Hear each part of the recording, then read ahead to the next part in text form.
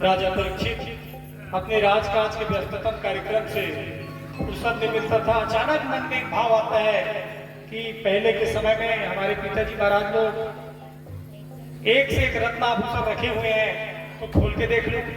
और जैसे ही खोल के देखते हैं, रास्तु यज्ञ के दौरान जरासंध जो अनीतिपूर्वक धन एकत्रण करके रखे थे, वह मुकुट दिखता है, बड़ा दिव्य लगता है, उनको धारण करते हैं।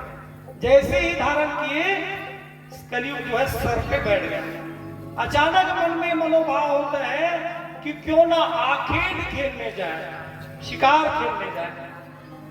और शिकार खेलने जा रहे हैं तो मैंपन के मनोभाव के साथ ये संपूर्ण राज्य का राजा मैं हूं और ये जितने लोग हैं सब मेरा सत्कार करेंगे। ऐसे ही आखेट खेलते खेलते एक आश्रम में पहुंचे और वहां मन में विचार करते हैं कि आश्रम में जो आचार्य है, पंडित है, महाराज है, वो भी मेरा राज्य का ही है, वो भी मेरा सत्कार करे। अंदर प्रवेश करते हैं, 2 बार 3 बार 4 बार आवाज देते हैं। ध्यान मग्न अवस्था में शमीक ऋषि विचार करते हैं कि हो सकता है यह झूठ मूठ का आडंबर कर रहे हैं, आंख को बंद करके बैठा है, इन्हें मेरा सत्कार नहीं करना है, इसलिए करके क्रोध आ जाता है। अंदर प्रवेश करते हैं, देखते हैं वहां पर मरा हुआ सर्प पड़ा था।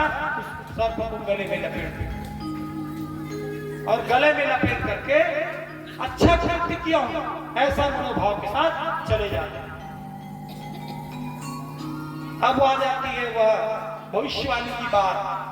भविष्यवाणी ये कहा गया था कि शमीक ऋषि का पुत्र श्रृंगी ऋषि जब वह सुनेगा तो श्राप देगा कि ठीक आज से 7वें दिन सर्पनाग के डसने से मृत्यु होगी। वह सुनता है और श्रृंगी ऋषि सुनते ही उसको भी कुछ भान नहीं होता। प्रतिक्रिया बोलते हैं, सुनने के बाद जो प्रतिक्रिया है, पहले सुनते ही जो बस अंजलि में जल लिया और श्राप दे दिया कि तुमने मेरे पिताजी के साथ जो किया वो ठीक नहीं किया, आज से ठीक 7वें दिन राजा तुम्हारी मृत्यु निश्चित है। अब इतना कहना था और वापस आए। आने के बाद श्रृंगी ऋषि जो है शमीक ऋषि से हाल चाल पूछते हैं। शमीक ऋषि संत तो बड़े मृदुभाषी सज्जन बोलते, पुत्र मैं तो ठीक हूं, पिताजी मैंने सुना कि हमारे राजन ने आपके गले में सर्प लपेट दिया था, इसलिए मैं श्राप दे डाला। पुत्र तुमने ठीक नहीं किया, वो हमारे राजा है, हमारे स्वामी है, वो जो है धर्मपरायण है, प्रजापालक है, यज्ञ अनुष्ठान कराने वाले हैं, ब्राह्मण के पक्षधर है, सेवक है, और तुमने ठीक नहीं किया पुत्र। और बड़े ही दया मनोभाव के साथ अपने एक गोरमुख को राजा के पास भेजते हैं। शास्त्र कहता है, संत संगति है कल्पतरु, श्रद्धा जाको मूल, जो तू चाहे मोक्ष पर हरि कर्चा मत। अगर तू मोक्ष चाहता है, सद्गति चाहता है, तो राजन हरि का चर्चा, परमात्मा का चर्चा अंत तो कत्वा अंत समय में कर ले। 7 दिन बचाए। आप विचार करिए, जिनके साथ ऐसा व्यवहार हुआ वह भी अपने शिष्य को भेज रहा है बताने के लिए कि मेरे पुत्र ने श्राप दे दिया है। ब्रह्म वाक्यम जनार्दनम, ब्राह्मण के मुख से निकला हुआ वाणी जनार्दन की वाणी है। मेरे पुत्र को ब्राह्मण पुत्र है, उनके मुख से निकल गया, तो अब तुम सत्कर्म करो। और जैसे ही वहां पहुंचने के बाद राजा ने मुकुट उतारा, उन्हें अपने कृत्य पर, जो अपने कर्म जो उन्होंने किया है उसके ऊपर स्वयं ही घृणा हो गई। वो खुद ही विचार मंथन कर रहे हैं कि मैंने ठीक नहीं किया। और उतने में गोरमुख आता है, शिष्य आता है और संदेशा बताता है कि शमीक ऋषि ने भेजा है कि आज से ठीक 7वें दिन मृत्यु होनी तय।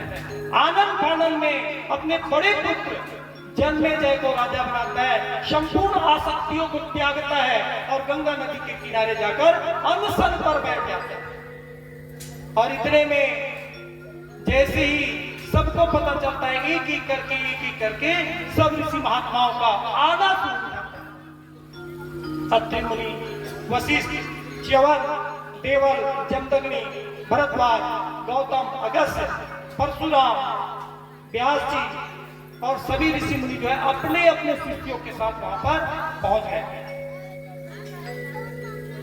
और वहीं पर सब संत जो है आपस में चर्चा कर रहे हैं। इतने में संत समाज से निवेदन करके राजा परीक्षित कहता है, जिस प्राणी का अंत समय निकट है, अब मुझे तो फरमान मिल गया 7वें दिन में जाना है, जिस प्राणी का अंत समय निकट हो उसे मुक्ति के लिए क्या करना चाहिए। सब आपस में विचार मंथन कर रहे हैं। और इतने में अवधूत दिगंबर वस्त्र विकीर्ण केशम प्रलब्ध बाहो स्मृते मदान। दिगंबर सुखदेव जी महाराज का आगमन होता है। सबके सब हो जाते हैं, उन्हें ऊंचा स्थान देते हैं। उच्च स्थान पर स्थापित करने के बाद अब सुखदेव जी महाराज के बारे में विचार करके कहते हैं कि जो गृहस्थ के घर गोदोहन समय तक नहीं रुकते, वो मुझे जो है सदगति प्रदान करने के लिए आए हैं। मेरे भाग्य का उदय हुआ है। बड़े भाग जब जानिए, जब मिलने आवे संत, संतन को मिलवो करे सब कस्तन को। अब सब प्रकार के कष्ट का मिल जाता है।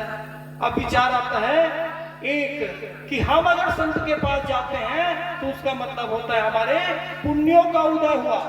हम संत के पास चल के गए, लेकिन संत स्वयं आ गए, संत हमारे पास आ गए, मतलब भगवान की विशेष कृपा है। यह कृपा को जान करके पूर्ण मनोभाव के साथ बैठते हैं और अब अपना प्रश्न उत्तर रखते हैं।